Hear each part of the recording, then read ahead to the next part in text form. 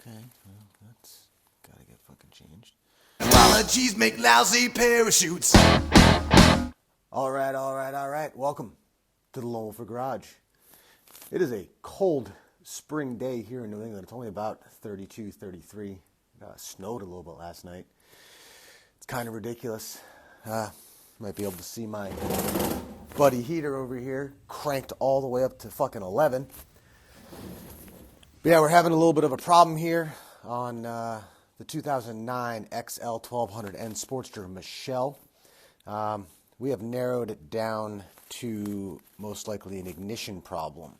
So, turn the bike all the way on, go to engage the brakes, no brake light. Oh yeah, maybe it's the switches. Could be the brake switches, front and rear. I changed the rear one probably 10,000 miles ago. But after finagling with things and checking the front one wasn't a problem either. It's this ignition switch. So when it's all the way on, no brake lights. If I go just a little bit not fully on, brake lights. Both. Fully on, no brake lights. Little bit off, brake lights.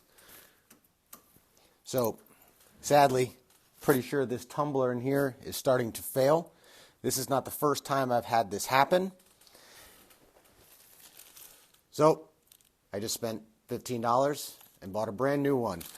This specifically is the superior Dixie distribution main switch 78 and up FX Sportsters.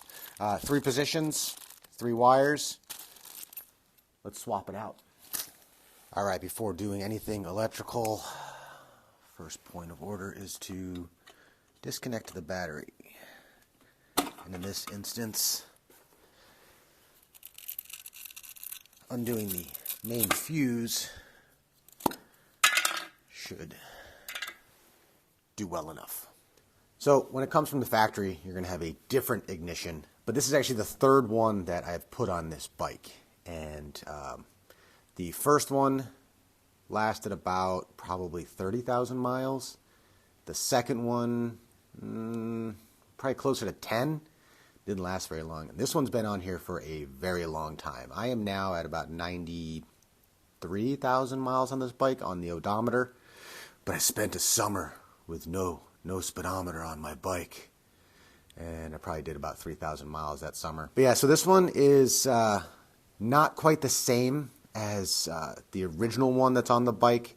Still pretty much the same wiring because there's 3 wires, so it's 3 positions. So you have your L, your B, and your IG. Manual is going to have a detailed diagram of the wires and everything where it's supposed to go. You can also just do through trial and error. I don't suggest that because you might cause some problems to your electrical system. So just follow the diagram. This one, I've already changed out my ends.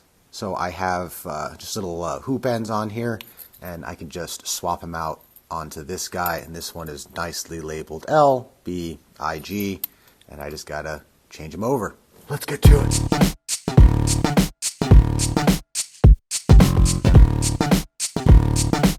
Like a glove. So out of an abundance of caution, I'm going to wrap some extra stretchy self-adhering tape around the B line just to make sure.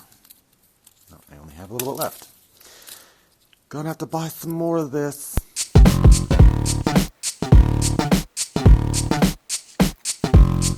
It's very stretchy, so a little bit does go quite a long way. Help if I put the fuse back in.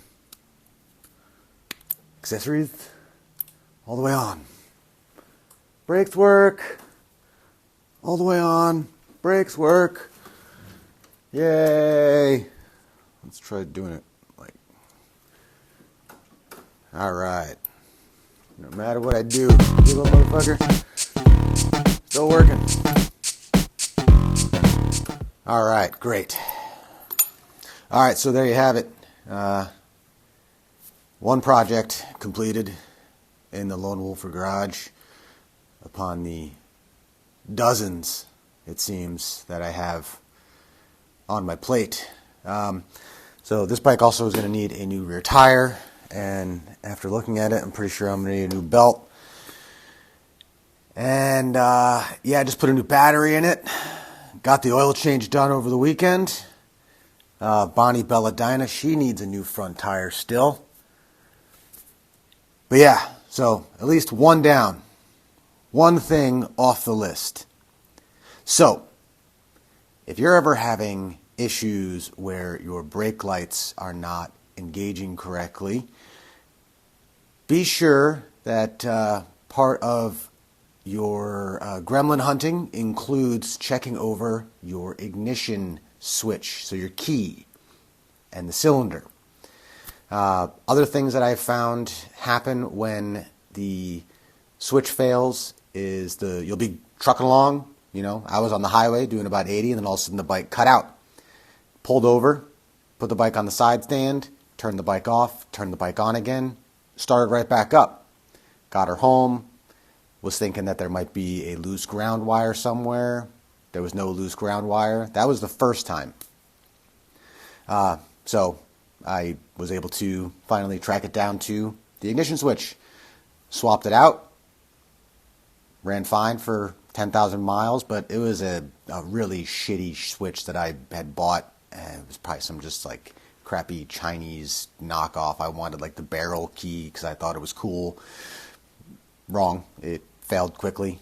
So yeah, this Superior Dixie distributing company, their ignition switches are actually made in Japan. Not that all Chinese products have shitty quality, but the Japanese are known for excellent manufacturing. And yeah, it lasted probably a good 50,000 miles. They're pretty inexpensive. This was under $15 on Amazon, and I got it in like 2 days. Sadly, this is just something that is going to happen on Sportsters. The ignitions are going to fail. The cylinders are going to rattle themselves into uselessness.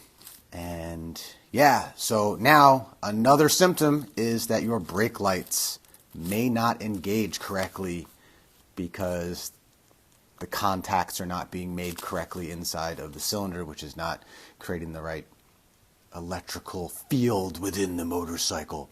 So yeah, something is getting interrupted when that key is not in the cylinders correctly and the cylinders aren't lined up correctly. I am not an electrical wizard, or I'm not even a fucking mechanic. I'm just some asshole that likes to work on bikes and cars, and I figure it out. But yeah, all right. Hopefully that might help someone out in the future. And if you like this one, give it a big old thumbs up. If you don't, keep on trucking. And if you have not subscribed, you should do it. It's free.